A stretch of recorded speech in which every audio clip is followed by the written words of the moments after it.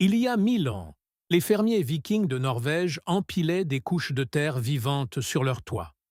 L'herbe, les racines et le sol étaient tassés sur de l'écorce de bouleau. Ces toits égalaient les performances d'isolation de la fibre de verre moderne. Ils rafraîchissaient les maisons en été, ils conservaient la chaleur durant les hivers arctiques brutaux et ils duraient des siècles. Pas de matériaux d'usine, pas de factures d'énergie, pas de contrat d'entretien. Puis l'industrie moderne de la construction les a remplacés par des produits qui tombent en ruine après 15 ans. Cette vidéo révèle ce qui a été perdu et comment le restaurer. Si ces techniques de construction oubliées vous importent, soyez très attentifs à ce que l'industrie de la toiture espère voir rester dans l'oubli. Imaginez la côte ouest de la Norvège, vers l'an 900 après J.C. Des maisons longues en bois parsemant les vallées entre les fjords. La neige tombant 5 mois par an. Des températures hivernales plongeant bien en dessous de zéro. Le soleil d'été se couchant à peine pendant des semaines. Un climat qui punit tout bâtiment non conçu pour affronter des extrêmes violents. Les familles qui ont survécu ici ont regardé ce que la terre leur offrait et ont conçu un système de toiture si efficace que les scientifiques modernes ont encore du mal à l'améliorer. Ils commençaient par de lourds chevrons de pin ou d'épicéa, posés avec une pente raide pour supporter des charges de neige qui feraient s'effondrer un système de fermettes moderne. Sur les chevrons, ils posaient des rangées serrées de planches fendues. Vint ensuite la couche critique, l'écorce de bouleau, des feuilles récoltées au printemps lorsque la sève permettait de la peler en larges bandes flexibles. Ils superposaient l'écorce sur 6 à 8 feuilles d'épaisseur, la surface cireuse extérieure tournée vers le haut. L'écorce de bouleau contient de la bétuline, un composé naturel qui repousse l'eau et résiste à la pourriture pendant des décennies. Il s'agissait d'une membrane d'étanchéité de précision qui surpassait de nombreux produits synthétiques modernes en termes de longévité et de respirabilité. Les bâtisseurs ne sélectionnaient que l'écorce d'arbres matures, rejetant les morceaux présentant des nœuds ou des dommages. Chaque feuille chevauchait la suivante comme des bardeaux, dirigeant l'eau vers le bas de la pente dans des canaux qui ne permettaient jamais la stagnation. Le savoir-faire était délibéré, méthodique et fondé sur des générations de connaissances accumulées, transmises de parents à enfants. Sur l'écorce de bouleau, ils empilaient 2 couches de tourbe. La première posée côté herbe vers le bas. La seconde posée côté herbe vers le haut. L'épaisseur totale variait de 8 à 12 pouces de terre vivante. Des racines, du sol, des micro-organismes, des herbes, des fleurs sauvages et de la mousse. Tout cela vivant. Tout cela travaillant de concert comme un système thermique unique. Des chercheurs de l'Université norvégienne de sciences et de technologie de Trondheim ont mesuré des toits de tourbe historiques encore existants et ont documenté des valeurs de résistance thermique comprises entre R20 et R40. Le Code résidentiel international aux États-Unis exige une isolation des combles de R30 à R49 selon la zone climatique. Les fermiers vikings ont obtenu une isolation comparable en n'utilisant rien d'autre que de la terre et de l'herbe un millénaire complet avant que la fibre de verre ne soit brevetée en 1938 par Russell James Slater chez Owens Corning à Toledo, Ohio. Mais l'isolation n'était qu'une partie de ce que le toit de tourbe accomplissait. En été, l'herbe et le sol absorbaient le rayonnement solaire et libéraient de l'humidité par évapotranspiration. L'eau puisée par le système racinaire s'évaporait à la surface des feuilles et évacuait la chaleur du toit. Des chercheurs du Conseil national de recherche du Canada ont mesuré le flux thermique à travers des assemblages de toits végétalisés pendant l'été et ont documenté des réductions de 70 à 90% par rapport aux toits conventionnels sur le même bâtiment. Ce refroidissement par évapotranspiration maintenait les intérieurs bien plus confortables sans climatisation mécanique. En hiver, 12 pouces de sol dense et de structures racinaires créaient une masse thermique massive. La chaleur provenant de l'intérieur de l'habitation migrait lentement vers la couche de terre et y était retenue. La neige s'accumulait sur le dessus et ajoutait une autre couverture isolante. La couche vivante dense atténuait les variations de température que l'isolation moderne légère gère mal. Un matelas de fibres de verre réagit presque immédiatement au changement de température extérieure. Un toit de tourbe absorbe ces changements, les retient et les libère des heures plus tard. La performance acoustique était un autre avantage que les toitures modernes ne peuvent égaler. La couche de terre dense absorbe les bruits de la pluie, de la grêle, du vent et de la faune au-dessus. À l'intérieur d'une maison, au toit de tourbe, une violente tempête n'était perçue que comme un murmure sourd. Comparez cela à un toit métallique moderne, amplifiant chaque goutte de pluie en un coup de tambour, ou au bardeau d'asphalte transmettant le bruit du vent directement dans les combles en dessous.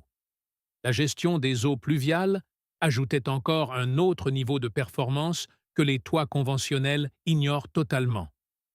Lorsque la pluie frappait un toit de tourbe, la matrice du sol et des racines absorbait et retenait jusqu'à 80% des précipitations.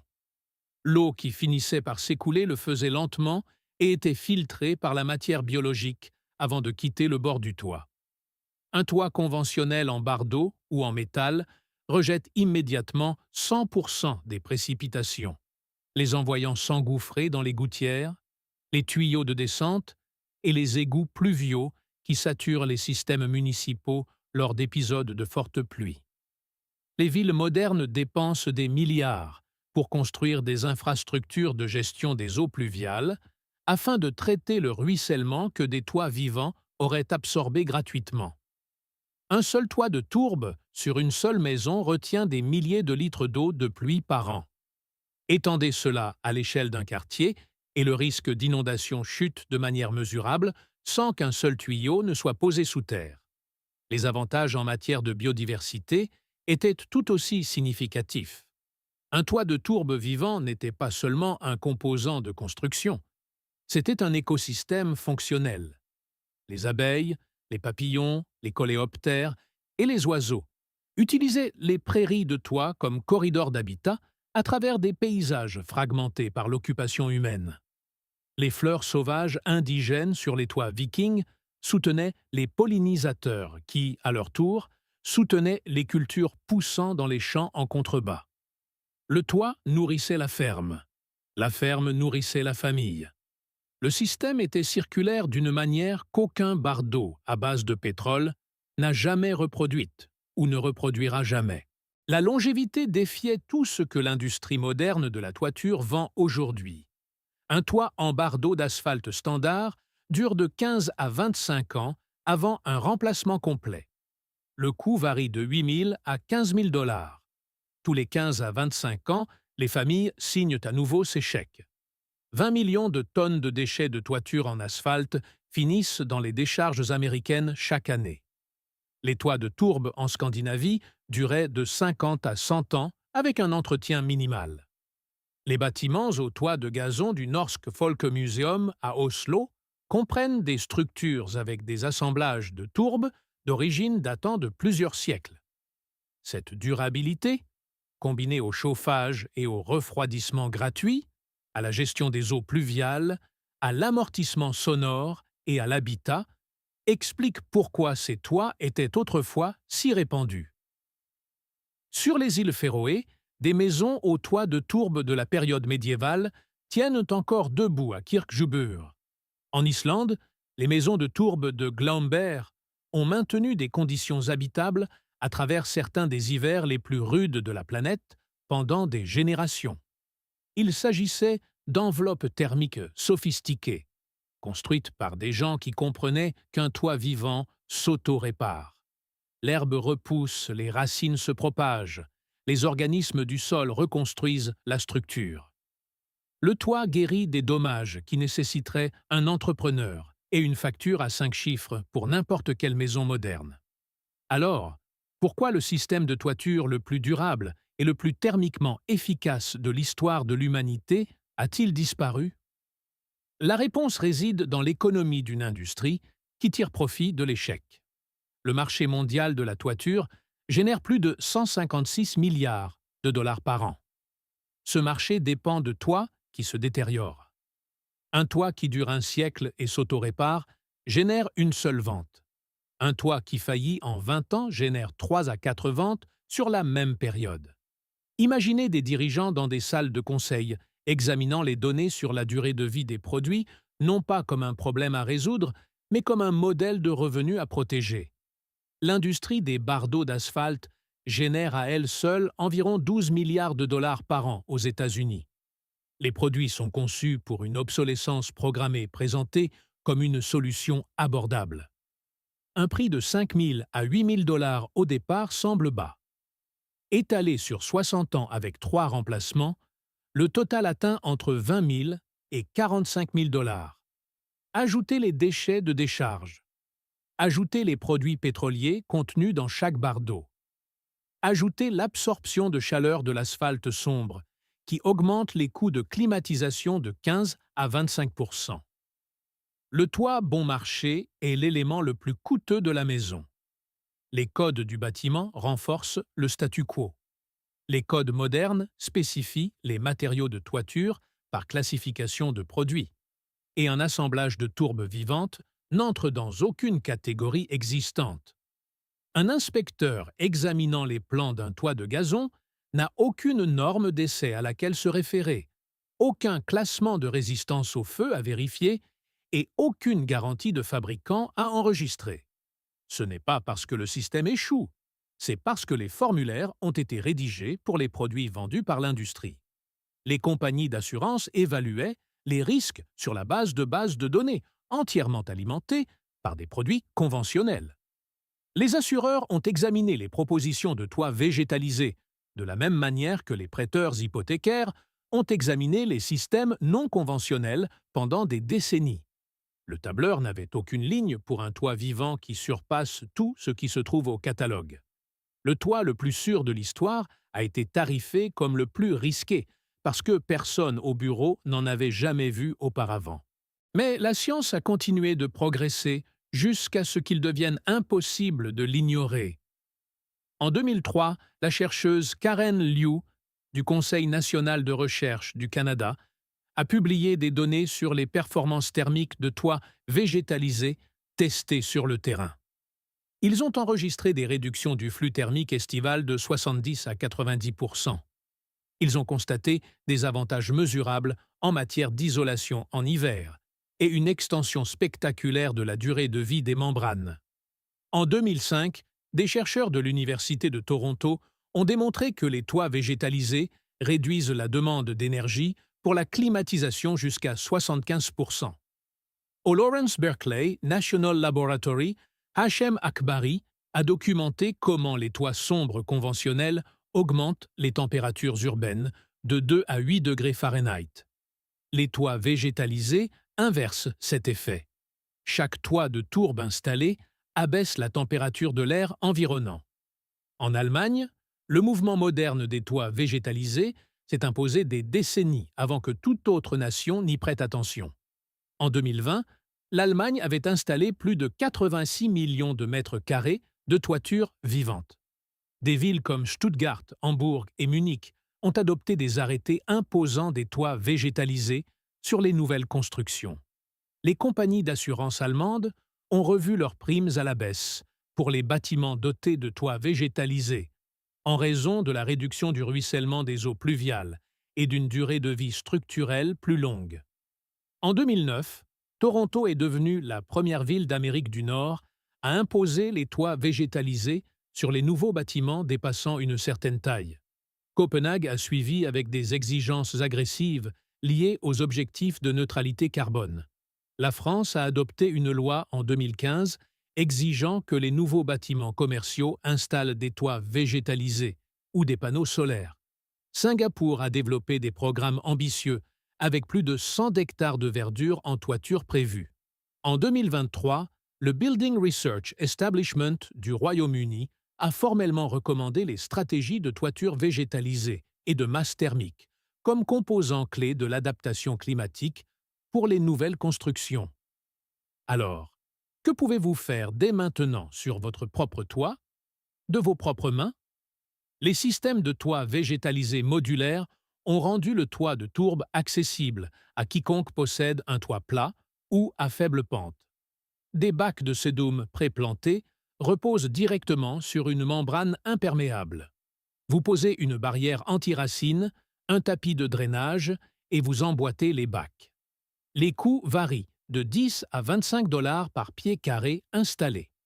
Une section de 200 pieds carrés coûte entre 2 000 et 5 000 $. Cela peut réduire les charges de climatisation jusqu'à 75 %. La durée de vie de la membrane peut être prolongée de 200 à 300 %.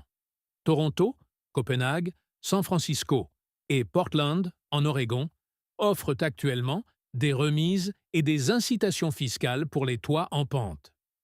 Une approche combinée permet de capter une grande partie des avantages à moindre coût. Un pot de revêtement de toit blanc élastomère coûte entre 50 et 100 $. Appliqué sur des bardeaux sombres ou du métal, il réduit la température de surface de 50 à 60 degrés Fahrenheit. Les données de Lawrence Berkeley confirment des réductions de factures de climatisation de 20 à 40 %. En un après-midi avec un rouleau, ajoutez une barrière radiante dans le grenier. Une feuille réfléchissante agrafée au chevron du toit coûte entre 15 et 25 cents par pied carré. Elle réduit les températures estivales du grenier de 20 à 30 degrés. Combinez le revêtement réfléchissant, la barrière radiante et une ventilation améliorée. Vous reproduisez les principes passifs essentiels pour moins de 1 000 $. Une famille effectuant ces changements élimine définitivement 30 à 50 % de ses dépenses de chauffage et de climatisation. Les bâtisseurs vikings de l'an 900 ont résolu un problème que l'industrie moderne de la construction prétend nécessiter des équipements coûteux et des paiements énergétiques mensuels. Ils ont mis de la terre vivante sur leur toit. La terre a isolé leurs maisons. Elle les a rafraîchies en été. Elle a atténué les variations de température. Elle s'est auto-réparée. Elle a duré des générations. Elle n'a coûté rien d'autre que du travail. Chaque principe qu'ils ont utilisé a été confirmé par l'Université norvégienne de sciences et de technologie, le Conseil national de recherche du Canada, l'Université de Toronto, le Lawrence Berkeley National Laboratory et le UK Building Research Establishment. Plus de 86 millions de mètres carrés de toitures végétalisées modernes couvrent les bâtiments allemands. Toronto l'impose par la loi. Copenhague, la France et Singapour suivent. Les données ne sont pas contestées.